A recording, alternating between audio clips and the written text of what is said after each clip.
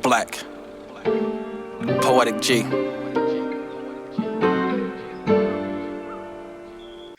Greetings, ladies and gents. I am King George. I am the owner of T.Y.I Productions. I am the curator of Black 31 magazine. I am here.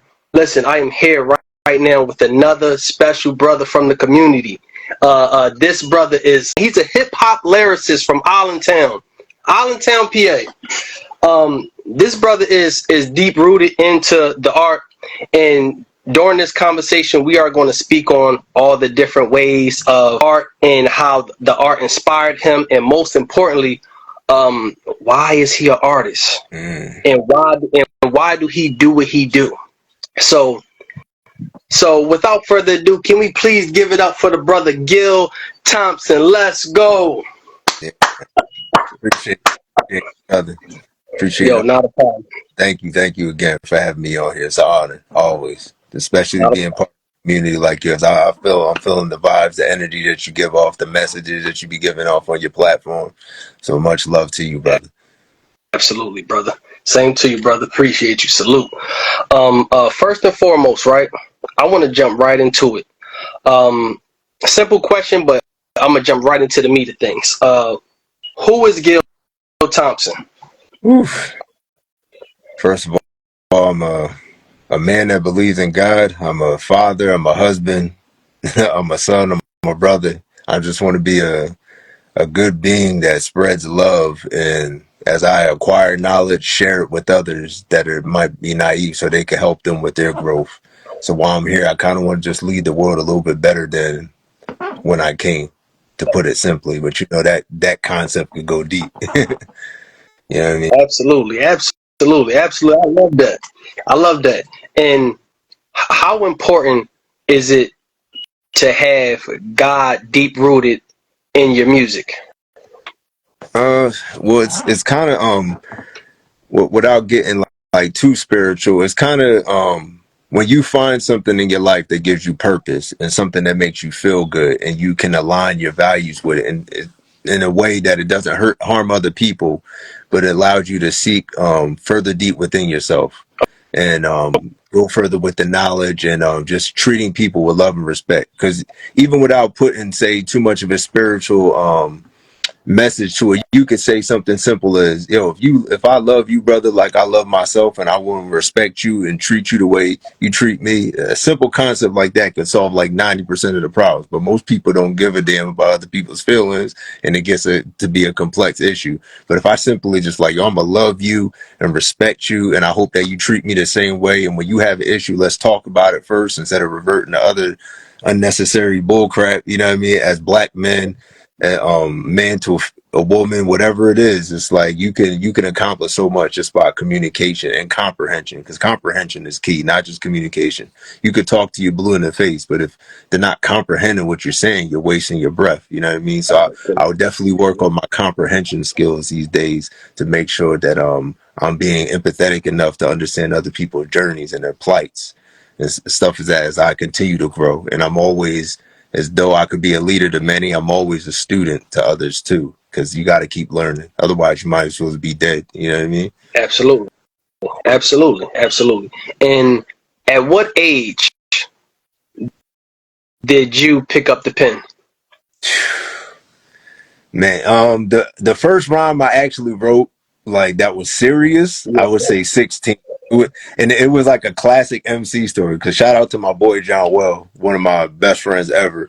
He was rapping first. He was at the flagpole, and I seen him doing it after school, and I was like, yo, I want to do it. And the whole time we're walking home, he's like, yo, bro, just go home and write. It took me like 4 hours to write 8 bars, bro, and I was struggling. And I came and I was mad nervous. The next, I was like, you know, I'm gonna do this, and I did it. And he was like, yo, that was all right, that was fire. I was like, for real? That's all they need to tell me to get the battery in my back. Then I'm like, I'm studying Rakim, I'm studying Kane. I'm like, yo, I'm working on it. And it took me a while, but once I got good, I was like, all right, now I really want to do this. You know, I love the energy of hip hop. I was always a fan of it, but just the fact that now I could contribute and I could touch somebody and do things in a creative way and add to the culture, it got me started. But yeah, at the flagpole for me, you know what I mean? I hear that. I hear that, brother. Who are some of your greatest hip hop inspirations? Oof. Well, right. Well, first I would say Pac's heart brought me to like fall in love with the culture because I loved like everything Pac said when I was young. It was just like the gospel to me because it was spoke with so much passion. Once I actually started writing, my first favorite MC was actually Method Man. I loved his voice and the way he rapped. And I was like, if I could sound somewhere in the vicinity of that, I'll be okay. And then I went through a cannabis phase because I would read his lyrics and I would be like, "Oh my god, how does a dude write like that?" In '98, like he was spazzing. And Yeah. then once I dived into Nas ended up becoming like my favorite rapper ever. Nas. But that's kind of like the cycle, you know what I mean? Absolutely, absolutely. Nas is heavy. Nas is a heavy one. It's so crazy, man. You mentioned three rappers that I love. Mm, Uh, Tupac, always my number one. Nas is my number two. mm. Uh, um, Cannabis is not on my top five list, but he's one of my favorite lyricists ever. Oh no, I get that too because I believe in order to be in top five, you got to have like a catalog, and Cannabis is catalog body, but like nobody could ever dispute his lyrical talent. But as far as writing certain techniques he would do, it used to blow my mind with some of the stuff he would say. So I definitely incorporated as I was learning. I was like, oh man, how does he do that? But yeah, I definitely get as far as like music, like there's people like Common that I admire a lot. Like Common's Light Water for Chocolate album and B, stuff like that. Those albums, I'm like, oh my God, they're beautiful. To this day, you turn on the light and we'll start rapping it. You know what I mean? Like, Absolutely, absolutely, absolutely, man. you know what I mean? Classic.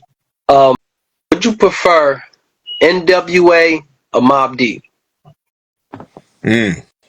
I mean, all time MWA is probably more important in terms of influence because, I'm putting gangster rap on the map with that album, straight out of Compton. But I'd gravitate more towards the Mobb Deep sound. There's something about Havoc's beats that just get me. You took on Shook Ones, A Quiet Storm, or Temperatures Rise. I just hear those beats and I'm like, man, I got to go with Mob. I can't. It's something about having production that like just pierces my soul. Yeah, You know what I mean? Then P's voice, I mean, R.I.P. Prodigy. I seen him 6 months before he passed in one of his last few shows. And I was so grateful that I went because I was like, damn, I'm tired. I went and then he passed 6 months after I saw him. So, I mean, it was really dope. But yeah, I would definitely say Mobb Deep. There's something about that sound, man. I just can't. That's like the MC sound. You turn Shook Ones on anywhere, people, you're just gonna squint your face. Like that beat is hard, man. absolutely, absolutely. Now I got a question, right? Because uh, this is a good one too. What is you know, what is the rap scene like out Allentown? Is it similar to the Philly rap scene? Oh, that's a good one. See, the thing about Allentown is it's all over the place. Okay, Like it's okay, not like an established sound because when I was younger, there was like there was MCs that was older than me that was doing it like LP L Perfection. Shout out to LP or like Tug McGraw, Godzilla from Easton. We got King Magnetic over here. He's actually affiliated with like Army of the Pharaohs and Apathy and stuff like that. yes, So sir. they were like a little bit older than me, stuff, and they're the more like lyrical MCs that I came up. But then you got other side, like over here now, one of the younger cats, like LG he's more like melodic rap of today, and he has a huge following, like Ant Wave, and my brother Naughty Nuisance, they, I mean, he's like a mixture of like old and new, so it's like it is everything. I've heard people spit so many. My boy Chev Robinson, he does a little reggae mixed in with the hip hop too, so it's all over the. You know what I mean? Like I can't even Absolutely. like put my finger on one sound. That's what I would say. It's a cesspool of greatness over here. I like that, man. A cesspool of greatness. I feel you, bro. Yeah. I feel you, man. Um, how therapeutic is the vibrations of your music, and what's the message, the overall message that you want to deliver when you delivering your music? Mm. I mean, that's a great one, and I can answer that now better than ever because when I was younger rapping, you're very we're in our ego when you start learning how to rap, especially listening to people like Cannabis when I was younger, like the crazy stuff he used to say, like what I mean. So Yeah. you're like I'm gonna be the greatest rapper ever, and you start getting in that zone of just like out rapping, and then after a while you start to learn like songwriting is just as important as killing a verse too, and then cadence and your flow and then your timing and what I mean, your pocket, what pocket did you choose for the beat. And as I got older I started to realize, I want to flesh out and make these albums that have statements and their variety of different topics. And the older I get, the more it's like it's been more therapeutic to me than everything, especially with all the tragedy that I've experienced in my life. I've learned over the years to put more and more into it and articulate myself in a way that I can tell my story in a way that if I passed away and you just looked up my album and started going through them, you're like, oh damn, I know who Gil is, and that's what I wanted it to be. Tell the story of a man that went through all his trials and tribulations, and then when you looked at it, you could see part of yourself in it and be like, wow, I didn't hear that perspective, or maybe that perspective helped me through something that was traumatic, that was a deep tribulation in my own life, but now I could pull through because I don't feel alone anymore. This person went through the death of something I lost my mom almost 6 years ago, and that was the craziest emotional experience ever because I was really close to my mother. And so like, to get to a point where I was able to write that song took me like Absolutely. a year. You know what I mean? But back then I wouldn't have thought about doing stuff like that, or telling the stories of being shot at and my face being split open and crazy stuff that would happen when I was younger. You know what I mean? And now it's just like now I'm chilling on my work. I got a great job. I'm providing for my wife and my two kids. My kids have grown up. They don't got to worry about being in the streets of Philly like I was when I was younger, living in the projects. They live on a great neighborhood in a great neighborhood, and that's because I bust my ass to get here. Yes. You know what I mean? People respect. I stay out the way. I get, you know what I mean? I do what Yes. I have to do. And I live by a mantra, brother, when I'm saying it. Every day I say I'm a bathe in gratitude and I'm gonna lead with love. That means no matter what's going on, even if I have an issue with somebody, if I bathe in the gratitude of where I'm at in my life and then I lead with love, then even if I'm angry, the most loving thing possible is gonna come out of my mouth, because it's like I don't want this to escalate, because it could go somewhere that it don't need to be. So how can I lead with love in this moment that'll be better, not just beneficial for me, but for the person that's at the opposite side of me that I'm currently in conflict with? So I try to put all that stuff into my music and just basically hope that if somebody's going through some type of pain, it could calm them a little bit, or at least give them a perspective that later on down the road they'll use it as a reference point to their further internal greatness. Absolutely. Absolutely. I respect that so much. But I do want to take a moment to say, listen, my condolences, brother, to you, man. Uh, That's a tough pill to take when you lose your mom, man. I understand. yeah, man. But she watching over me, and that's why the best thing I always say was I'm gonna carry the love that you experienced, that you gave to me. I'm gonna share it with the world to the best of my ability. So I mean, we all have good and bad days, but I never stop trying, and I know she's smiling down on me, so I'm good. You know what I mean? That's heavy. That's heavy, man. That's Yeah. heavy. I love that. I love that. Um, how do you feel about the current state of hip hop right now? To be honest, and this is gonna sound crazy to people because I know people are on one side of it. I actually love it, and the reason why I say that is because there's people right now, because of social media, that have like a whole following of people, and they have a whole career, and they can have like 50K followers, but they have this fan base, and they can live off their music, and they drop albums. Like somebody that's not super famous, but he's been around for a long time, is like Sky Zoo from Brooklyn. Okay. Like I remember, No, Scott. Sky Zoo has like 15 albums and they all sound great. You know what I mean? Like, and he always rapping, and like he's killing stuff, and he's highly conceptual, and I've been listening to him forever. There's a dude over in California named Locksmith. He used to be a That's battle my rapper. man. He does music. Like he's nasty, but I've been That's my listening to him man. since like 2012, and he doesn't have Hmm.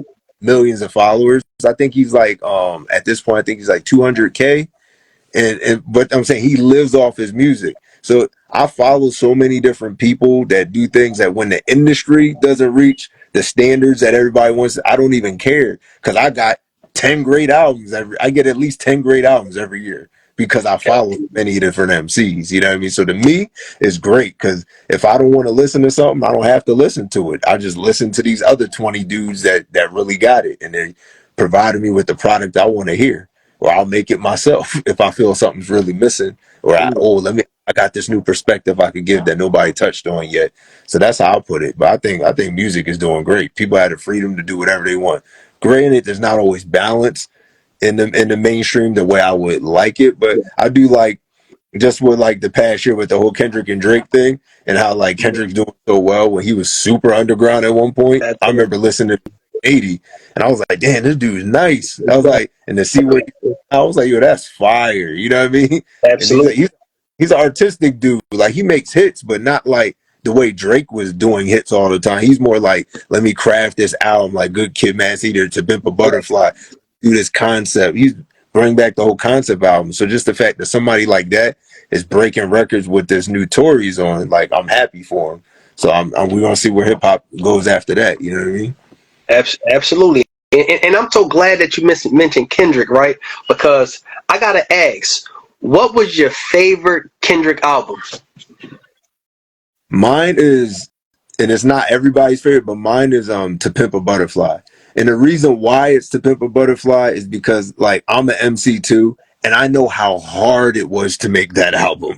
Like Absolutely, bro. is like if you're just a casual listener, you know music is subjective. So you could like certain beats more on this album than that album. And Kendrick is kind of like the solo version of Outkast to me because every album sounds different. You know, you get this album, you get Southern Playlistic, ATL, and it sound different. You got Aquemini, it would sound completely different. You got Stankonia, it would sound Kendrick is just like that every album. So there's literally people that like everybody has a different favorite album. But that one in particular, the way he connected everything with the poem, and then at the end he was talking to Tupac. I was like, what? Like I freaked out. I was like, yo, I never heard this. Is he really talking to Tupac? It sounded like he was.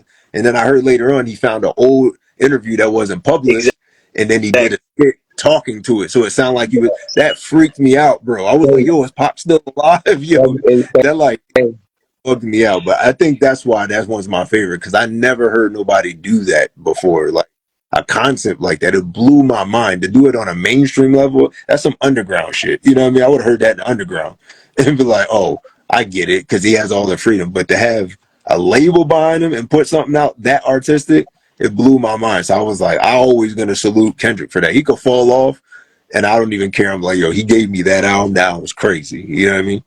Absolutely, man. Man, I'm right there with you, man. That's actually my favorite Kendrick album, also, man. Just for so many different reasons. Like songs like "Institutionalized." Crazy. You feel me? Like yo, that album is that album is so incredible. Yeah. You get what I'm saying? Like I remember during that time because we had I couldn't believe it, right? Because we had so many people. I remember during that time, like so many people that was like either my friends or they wasn't my friends. It was so many people wasn't on even odds and even playing with that album. They did not like that album, and I was sitting back and I'm like, what? This album is for us. This album is for us. Yeah, You don't like, it's like you not liking Jet Magazine and Jet Magazine was for us. Yeah. I think you know what I really think.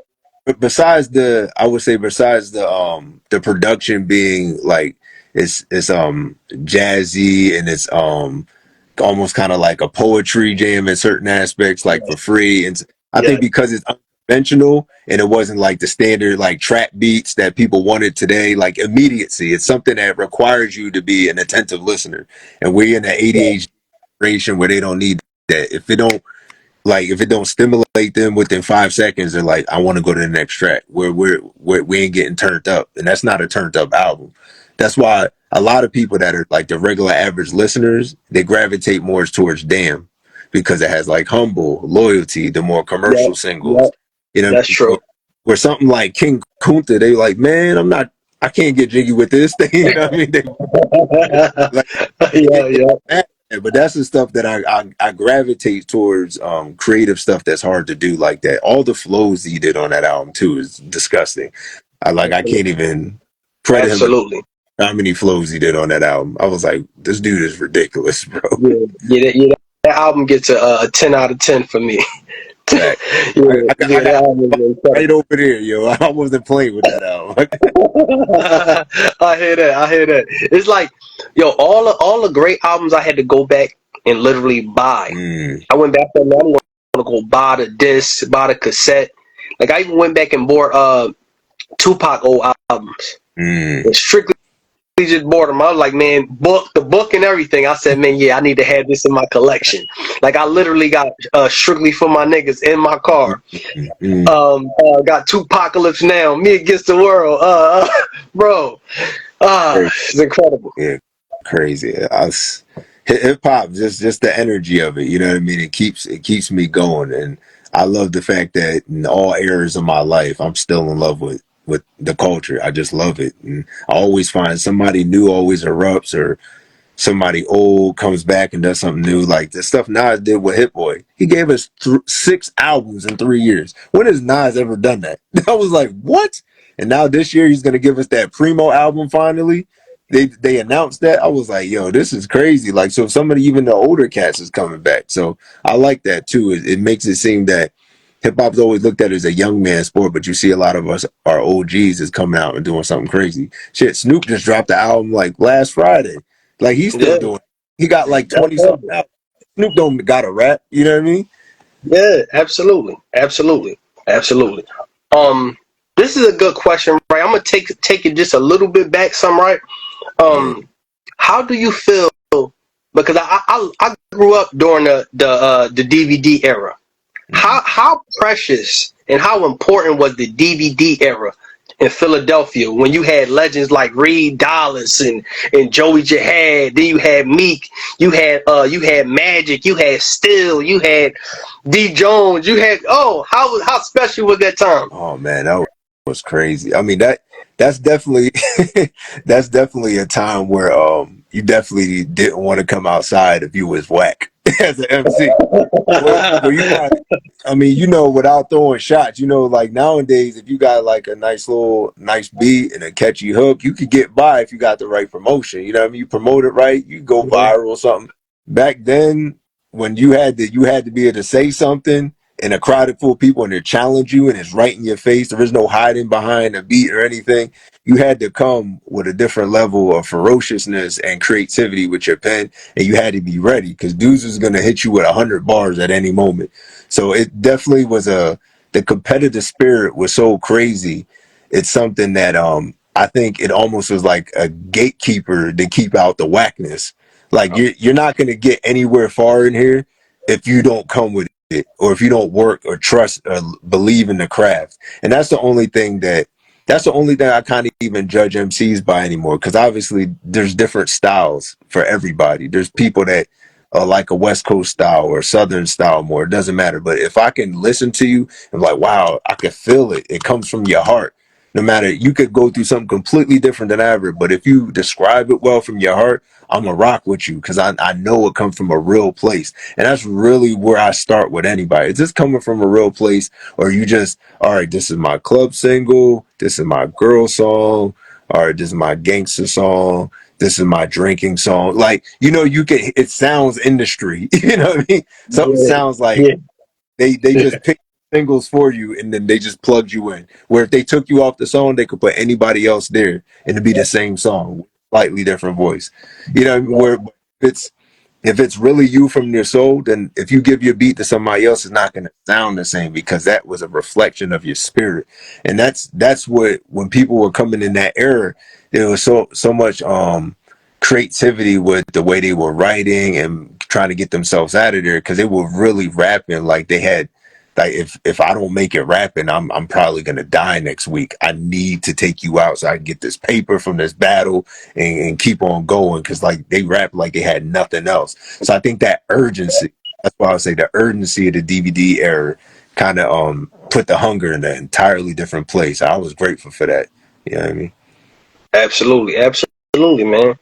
Um, that it was so much of a special time. Uh, the creativity, like of all the different battle rappers, they actually somewhat shaped myself. Mm. Somewhat shaped myself because I'm also an artist too. All right. Um, and I love the DVD era, man. So many great artists. I love the battles against each Mm. other. Only thing I didn't like about the DVD era, I didn't like the behind the scenes hitting violence. Mm. You feel? I got I mean, that's the only thing I didn't like about the DVD era because I feel like as brothers we can do better than that. no. We can do better. Yeah, I agree with you on that. That's why I'm like, Yeah. there's a part of me that be proud when Math Hoffa started doing his podcast. I was like, cool. He's like interviewing people. He's not fighting no more. Man, he's known for punching people for years, and then he kind of turned it around for himself. So I was like, yo, that's what's up. So everybody gets older, and they can see the error of the ways, and they just grow. That's what it's about. As long as you grow, and then you can project that growth and show, yo, I'm trying to do something else with my time. I want to have legit, impact in my culture in a way that doesn't involve me swinging on a brother just because we battle rapping. You know what I mean? So I definitely was feeling. Yes. I want to dive into a community question. Um, why do we have so much of a disconnect within our inner cities? And why do you feel as though gun violence is playing a big part in a lot of destruction in the communities? That's an extremely loaded question, brother. I would say a lot of times though it has to start in the home though. You know what I mean? Because the most destructive people I've ever met in my life, it always started my pops and my moms didn't love me or something. It always starts at home.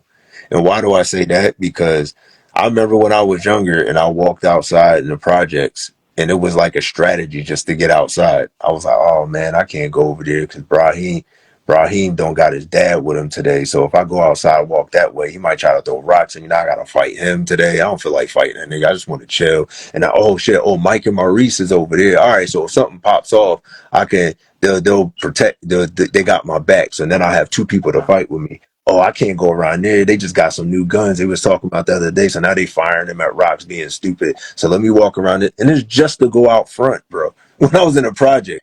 You know what I mean? So Yeah. like but what got me through all that, I had a mom that was a superhero. Like she would do so much. She told me she loved me and she would empower me every day. So even when I had to put on a face to be harder than what I wanted to be when I was younger to get through certain situations, I had this woman that loved me and put so much into me that there was always a part of me that even if I didn't like somebody, I wanted to communicate first.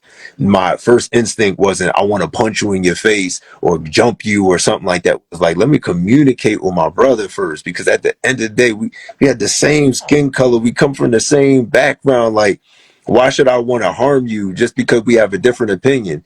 If anything, Absolutely. I applaud you for having a different perspective, because that from that perspective, I could possibly grow in new ways that I didn't even think were possible.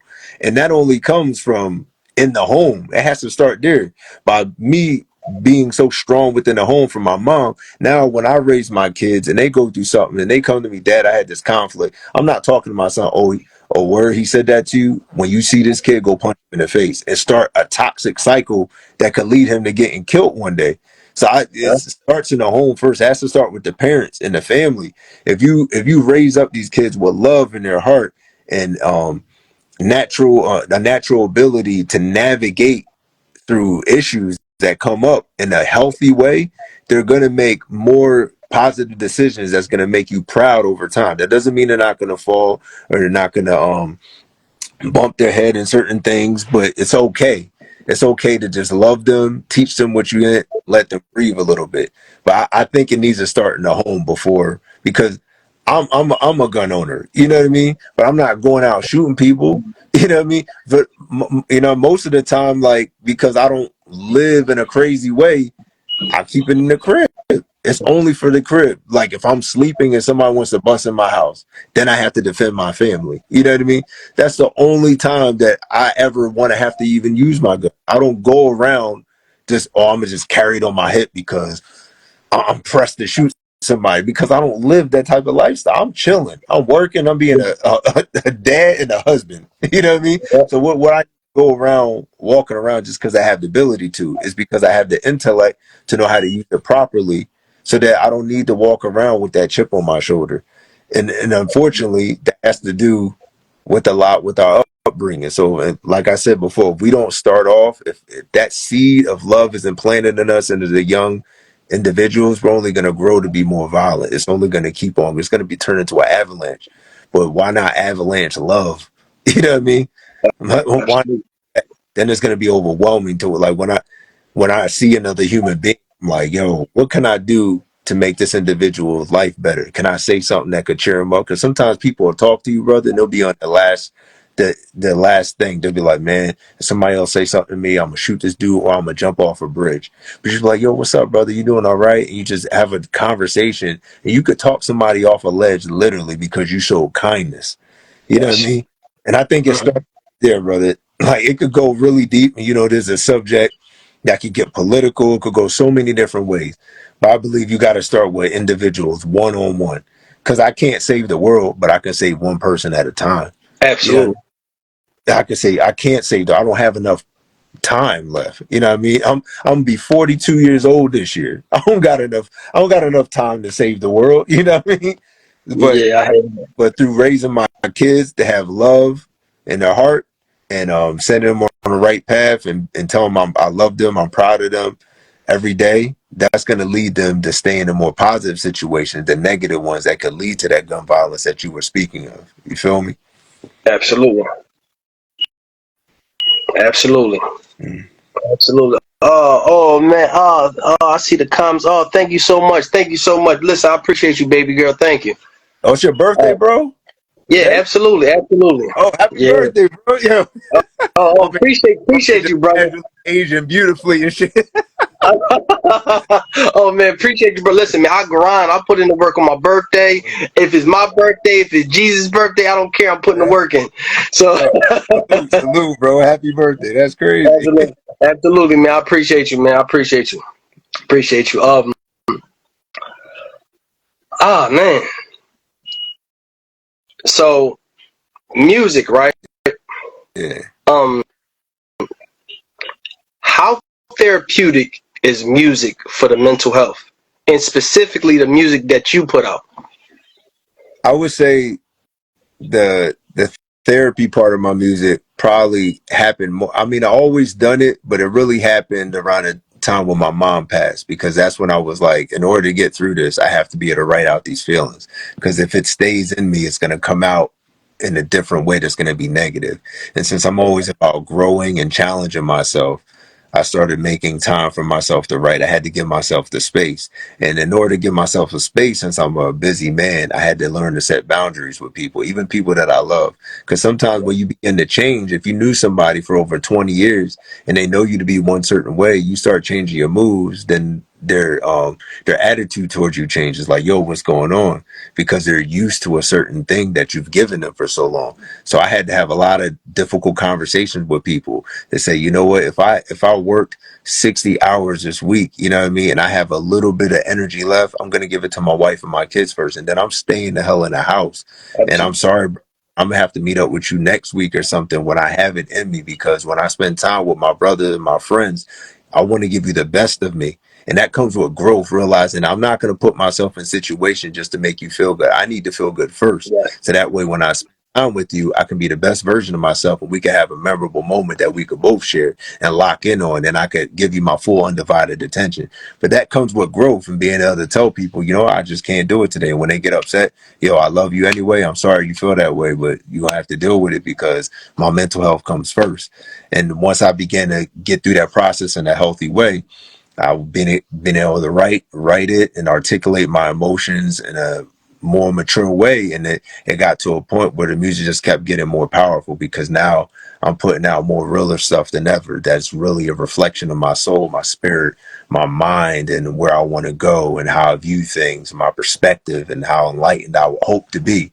And a lot of times I just set little things in my verses as reminders to myself for when I get down, and I need to hear it. Because, most of the time we know the answer, but we need to remind ourselves. You know what I mean? Yeah, So I do. absolutely.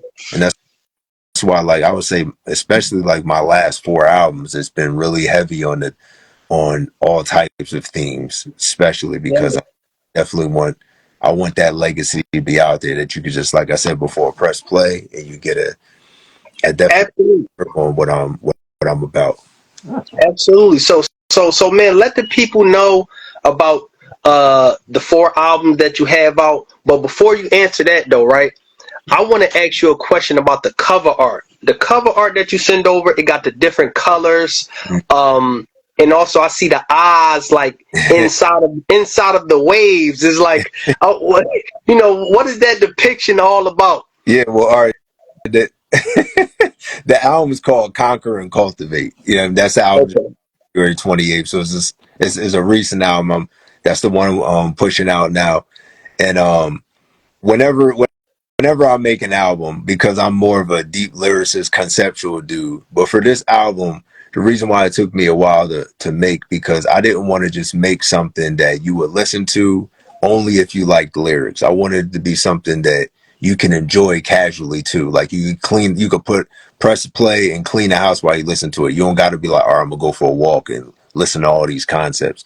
So it feels like easy listening. And then when you start paying attention more, you're like, yo, you saying some shit, you know what I mean? But it was just the fact that I labeled it like that. So the eyes, because it's conquer and cultivate, that CC. So I put the I C because you're seeing in the sea of ocean. So it's a play Okay. on it's a play on phonetics. The conquering because CC, so it's like you're seeing in the sea. And why did I chose the sea? Because they say that's the most depth that we have in the world. Like the world is mostly water, and the Yeah. eyes are the window to your soul. So if behind your eyes, which is the window to your soul, is the sea, and that's the biggest depth we have in the world, nothing's deeper than the depths of my soul that I'm now sharing with you. And that's why there's like thunder and lightning going in the background, because there's a lot of tribulation that goes through that sea. Yeah. But that's why in the front you see the flowers, and those yellow roses was my mom's favorite roses. And that's the cultivation part, the growth, that even though you see this turmoil happening through the depths and the windows of my soul, there's still cultivation that happens afterwards when you take those life lessons and decide to grow with it. So it's a lot going on just by looking at the cover. You're like, what is going on? But I like to put in statements like that, because you'll be like, wow, and then you'll hear some bangers, it'd be nodding your head, and then you'll start catching on to it later. So I wanted it to be something that people live with for a while. That's why I took the time to be like, because I'm not even gonna lie to you, this is like the 8th version of the album, bro. and Wow. Wow. and the reason why is because when I start writing, I be going crazy. Like I had like 5 songs that were like 80, 90 bars long. Like I had beats that fluctuated and I just kept rapping. But I was like, ain't nobody that likes music unless you love lyrics gonna listen to that. I was like, so I need hooks, I need structure. So it took me a while to like, I had to chill I had to chill on just barring people to death and be like, all right, these bars, this 16 is great. It gets to my point. Yeah. It has quotables in it. It Yes. has enough voice fluctuations. It's some MC shit. I'm proud of it. All right, I got to cut myself off. So that's what took the album a while. I had to cut myself off, because sometimes when I have a lot to say, I want to keep saying more. But even Jizza, great MC from Wu-Tang, said, keep it brief, son. Half short, but twice strong. And I keep that in my mind when I write albums. And sometimes, you know what I mean, get to the point a lot quicker and you can still be potent. You know what I mean? So that's what I had to do. I had to quiet my brain, like, all right, this is still a song. I can't make it 10 minutes to just bar people to death. You know what I mean? Yes, absolutely. Absolutely, man. I get it. I get it. Man, so many great questions, so many great answers, man. Like, yo, man, we appreciate you, man. Um, man. So overall, right? Overall, because I know you an MC, but I know that you also a listener too, right? Um, I want to ask a few fun questions before I ask my final question, but just some fun questions. Yeah. And really just about rappers, groups. Um, I'm gonna credit this question to Drink Champs because I heard this on Drink Champs and it was very nice. So I'm gonna credit this question to Drink Champs. Shout out. Yeah, shout out to Nori. Shout out to Nori. I'm gonna credit this and shout out to the DJ and Yeah, all that. yeah. Um, DMX or Tupac? I love X, but I'm gonna have to go with Pac just because Pac was like the first person that MC that like really hit me in the heart to the point, you know what I mean? But I mean, you can't go wrong either way. They both got both original MCs. Like, and shout out to X. Like, I love X. I was just listening to Dark and Hell is Hot the other day because they had that X is heavy. like 2 days ago. I was like, yo, I want to listen to this album and get an album. So I mean, Mhm. yeah, X was the truth too. You can't really go wrong. Just Pac just resonated with me a little bit more, especially like being that like I've always loved Dear Mama, but it hit different now, not having your mama. You know what I mean? So Yeah, when I look, like, absolutely. damn, yo, like this shit is so real, man. You know what I mean? So Yeah, that's what it is. It's just a preference, but you can't go wrong either way. absolutely. Biggie or Big L? I would say Biggie. And the reason if you talk about bar for bar, Big L's probably nicer than Big because all the punchlines that he kept stacking. But there's something about Biggie's cadence and the way he was a songwriter that resonates more with people. Because, for instance, there's been all kinds of storytelling songs in hip hop, Yeah. all kinds, but not too Yes. many are as memorable as "Who the fuck is this? Paging me at 5:46 in the morning, crack of dawn, and now Yo. like that's not the most lyrical thing you ever heard, but the way he was in pocket, it just sticks in your head. And Biggie had a way of doing that in a way that most MCs can't do. Even a Big L, even as nice as Big L is, and I think if you just put them two in a cipher, Big L would have more punchlines. He would say more crazy stuff. But it's the fact that Biggie had a cadence and a way he attacked the beats that would just stick with you. It was just memorable as instantly. I don't know how he did it or what. Some people are just born with it, and he had that gift. And that's why, like most people, even though Big only had 2 albums and people get in arguments, oh, he can't be one of the. Yo, Biggie in those 2 albums, man, he did everything. Like he did everything. So Yeah, shout out to Big on that. But I still love Big L. Big L is disgusting. He's nasty. absolutely. Yeah, Big L nasty. So two more, but I'm gonna switch it over to battle rap, right? That's Um, Loaded Lux or Murder Mook? that's crazy. Especially since Murder kind of beat Loaded in that one time. You know, but I prefer Loaded Lux's style more. You know what I mean? So I would Yeah, say with it, but I mean you can't really go wrong because Murder is a legend. He's been around forever. Like you know what I mean? Like you can't really. absolutely. I just prefer the complexity of what Loaded does. You know what I mean? It's just a preference. Again, it's the same way with like a Chilla Jones or something. Like his schemes, the way he be coming up with schemes. I used to be like, yo, how did he come up with that scheme? And he would keep going with it. Like he was really good with coming up schemes. But I would say, yeah, definitely just Loaded Lux for preference. Because you giving me legends. It was not one whack person you said. You know what I mean? Mm-hmm. Absolutely, absolutely. And one more, just battle rap, but this no song making ability, just battle rap. Right, right. Reed Dollars or Meek Mills? Mm. I'm gonna have to go read slightly. I don't know. I can't. It's hard for me to explain it, but he used to make me feel so. He make.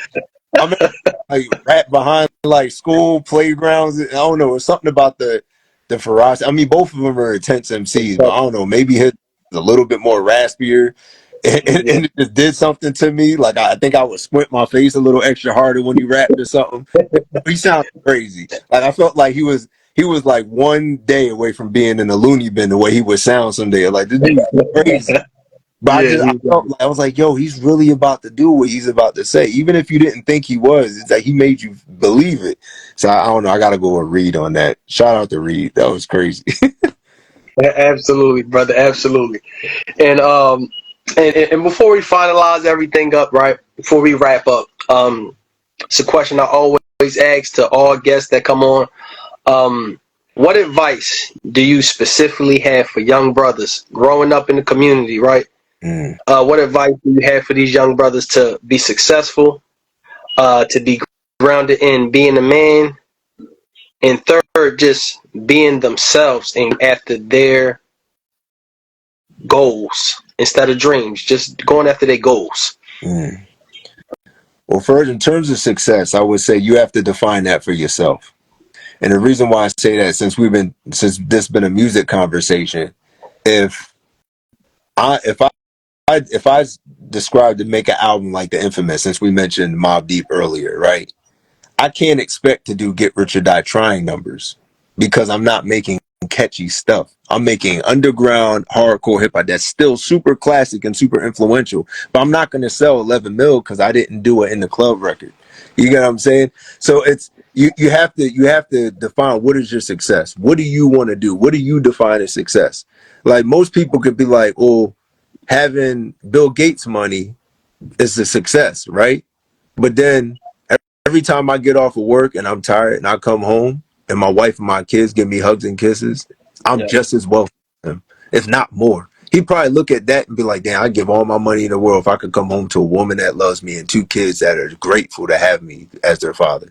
So you got to define success for yourself. You can't let the world tell you what success is.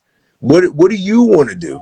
Once you figure that out, then a lot of the other stuff will start making more sense to you because we get caught up in social media and what people tell us what we should be doing. But what do you define as success? That's the number one question. And then in terms of finding yourself, you got to do things. You can't be in a house and just be a hermit. If you really want to find out who yourself, you got to try out things. You could just, wake up one day, I'm going to go bike riding and see if I like bike riding. All right, I'm going to try this sport for a little bit. Let me just see if I like it. You know what I mean? Oh, I like golf. I know people said it was boring, but I don't know. It looked cool. And maybe you're the next Tiger Woods or something because you tried it and you're just naturally gifted at it. You don't know. Maybe you're a great accountant, but you got to try things. So you got to be willing to throw yourself into new things and get out that fear, that spirit of fear that you're like, oh, I'm going to fail. It's all right to fail because don't look at it as failure. You're just learning. Yeah. You're just learning. You're picking up new habits. Once you break those old habits and once you do something for 21 days, it becomes a habit. And imagine if you do that. If you do that every 21 days, you do something for 21 days, by the end of a year, that's 17 new habits. You're a completely different person within a year. But most people don't stick to one habit for 21 days, yet alone do 17 in a year. But think about that. So that's what I do. I'm like, yo, let me just do this one thing for 21 days. And it seems hard as hell. But then by the end of the year, when you hit 17, you're like, yo, I'm a completely different person. I'm not even the same. So that's why I tell people, do things in steps. Define success for yourself and try new things all the time because that's the only way you're going to find who you truly are, and do it because it makes you feel good. It's an expression of your spirit, not because of somebody told you this and what you think is going to get you in a certain group, because whether you believe it or not, your people are out there. There's people that do all kinds of weird shit on the internet and have followings. You know what I mean? Like they do crazy stuff. Oh, that's a weird person. We all see it. We scroll long enough, you're going to see a weird person, and then you're going to look at their following and they have like over 100K. You're like, how does this weirdo have all that? Because literally everybody has their people out there. You just got to find them. You got to be so much into who you are and your spirit and confident in who you are that once you express yourself to the world, you're going to find them. Like law of attraction. Yeah. And that's how it is. Like before shout out to Q the question, you know what I mean? Before he put me on to you, I didn't know I was gonna meet you, but just from this talk, I could see me being super cool with you. And I didn't know you existed until like a couple of days ago. You know what I mean? That's what I mean. Like I didn't know, but because I lived in my spirit of being an MC, following the culture, being an upstanding man,